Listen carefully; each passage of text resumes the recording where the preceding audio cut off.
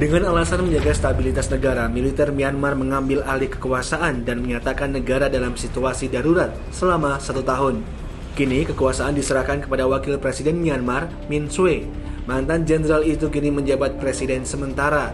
Pengambil alihan kekuasaan ini menurut militer harus dilakukan karena Komite Pemilu Myanmar dituding gagal menangani kecurangan pada pemilu 8 November lalu.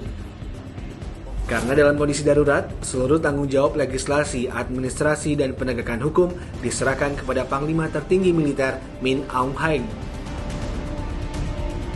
Dari Yangon dikabarkan situasi kota tampak lebih sepi, perkantoran dan bank tutup, sektor informal tetap beroperasi seperti biasa.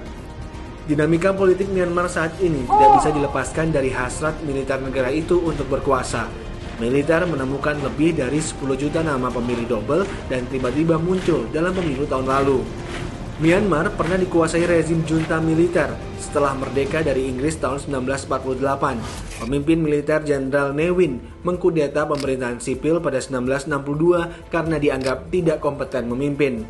Ne Win lalu berkuasa selama 26 tahun, tapi kemudian mengundurkan diri pada 1988 setelah unjuk rasa besar-besaran akibat kondisi perekonomian yang stagnan dan kekuasaan yang otoriter. Generasi baru pimpinan militer diambil alih oleh Jenderal Sun Wei.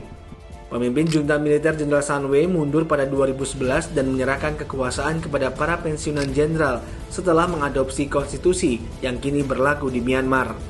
Konstitusi tahun 2008 meneguhkan peran politik militer dengan memberikan militer kendali yang kuat atas pemerintahan. Militer mendapat jatah memegang kementerian dalam negeri, perbatasan, dan pertahanan. Perubahan apapun masih harus membutuhkan dukungan dari anggota parlemen dari militer yang menguasai 1/4 jumlah kursi di parlemen. Menurut pengamat politik di Yangon, Ken Zawin, jaminan kekuasaan pada militer yang diatur dalam konstitusi yang membuat undang-undang itu tidak populer. Suki dan pemerintahannya berusaha mengubah konstitusi sejak menang pemilu 2015, tetapi tetap tidak berhasil.